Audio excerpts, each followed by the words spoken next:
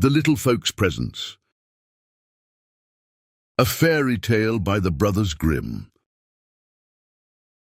Before we start today's story, I have one request for you. If you like the story or if you find fairy tales in general interesting, please give us a thumbs up and hit the subscribe button. Of course, it's not a must, but we would absolutely love it if you could do that. Now, without further ado, let's dive in and hear the story together.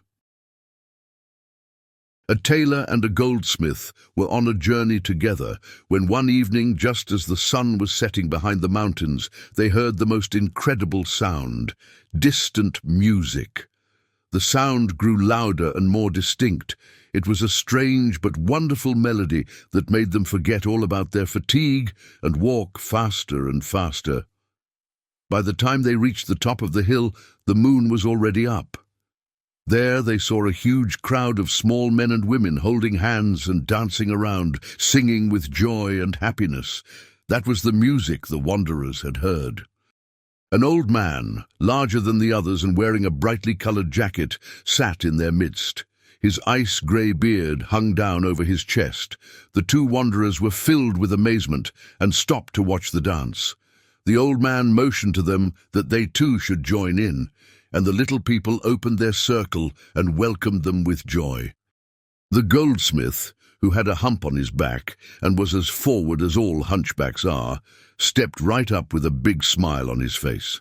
The tailor was at first a little shy and held back, but as soon as he saw what fun it was, he too took heart and joined in with a big grin on his face. They closed the circle again, and the little people burst into a jubilant dance, singing and laughing with joy. However, the old man took a broad knife that had been hanging from his belt, sharpened it, and as soon as it was sufficiently sharpened, looked at the strangers. They were frightened, but they did not have to worry for long. The old man grabbed the goldsmith and with incredible speed smoothly shaved off his beard and the hair from his head. Then the same thing happened to the tailor. Their fear disappeared as soon as the old man patted them friendly on their shoulders. He seemed to say that they had done well by letting it all happen without resisting. With his finger, he pointed toward a pile of coal that lay nearby. He then made a gesture to indicate that they should fill their pockets with it. The both obeyed, excited to see what use the coal would be to them. Then they went on their way to seek out a place to spend the night.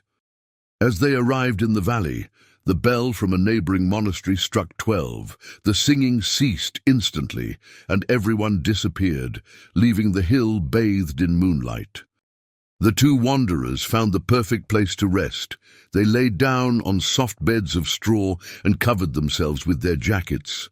They were so tired that they forgot to take the coal out of their pockets first, but that didn't matter.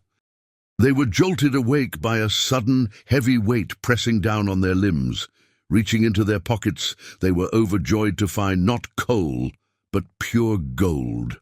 And their hair and beards had also been fully restored. Now they were rich. The goldsmith had twice as much as the tailor because he had filled his pockets better.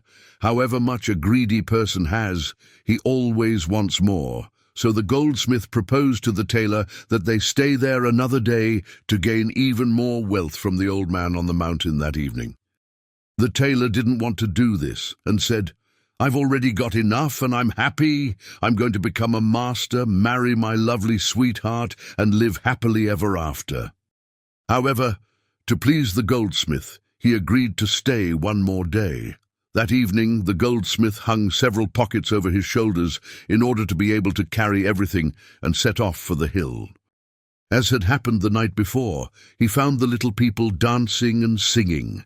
The old man shaved him smooth once again and indicated that he should take some coal. Without hesitating, he eagerly packed away as much as his pockets would hold, and then happily returned home. Covering himself with his jacket, he said, "I can bear it if the gold presses down on me." With the sweet premonition that he would awaken tomorrow as a very rich man, he fell asleep, his heart filled with joy. When he opened his eyes, he jumped up excitedly to examine his pockets. He was amazed to find nothing but black coal, even though he reached inside repeatedly. "But I still have the gold from last night," he thought, and reached for it. To his horror, it had also turned back into coal.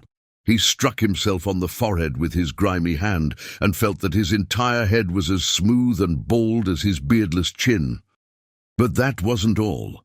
He suddenly realized that in addition to the hump on his back, a second one, of the same size, had grown onto his chest.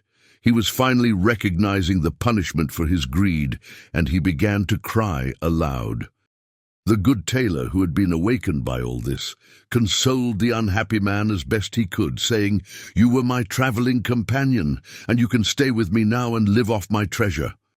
He kept his word, but the poor goldsmith had to bear 2 humps and cover his bald head with a cap for the rest of his days.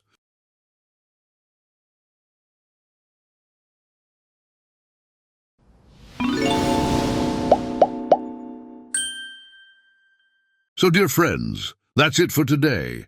We hope you enjoyed the story as much as we did. If you enjoyed our reading, please show your support with a thumbs up. This is not only a reward for us, but also a way for you to show your appreciation. Your thumbs up motivates us to keep creating great content. Don't forget to subscribe to our channel so you don't miss any of our new stories.